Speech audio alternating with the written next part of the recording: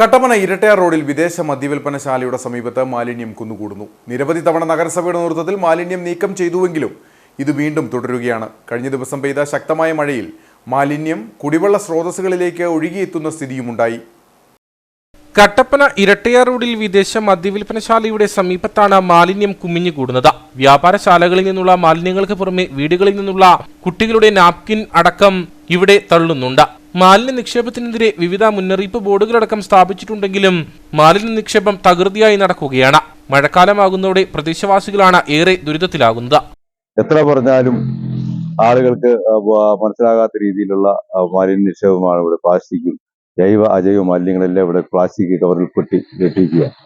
ഇത് വളരെ പ്രതിഷേധാർഹവും ഖേദകരവുമാണ്. ഇതിലൊരു മാറ്റം ഉണ്ടാവണം.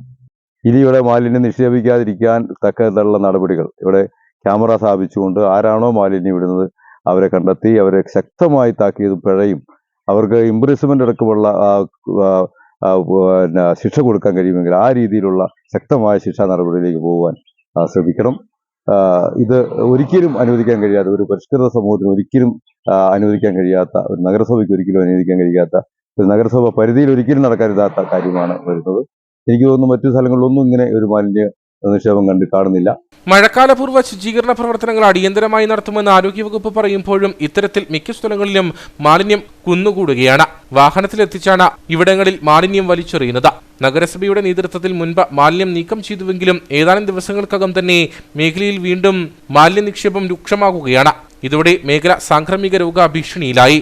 ഹരിതകർമ്മസേനയുടെ പ്രവർത്തനമടക്കം ഊർജിതമായി നടക്കുമ്പോഴും പാതയോരങ്ങളിൽ ഇത്തരത്തിൽ അടിഞ്ഞുകൂടുന്ന മാലിന്യ നിക്ഷേപത്തിന് തടയിടുവാൻ നഗരസഭയ്ക്കോ ആരോഗ്യവകുപ്പിനോ കഴിയുന്നില്ലെന്നാണ് ആക്ഷേപം.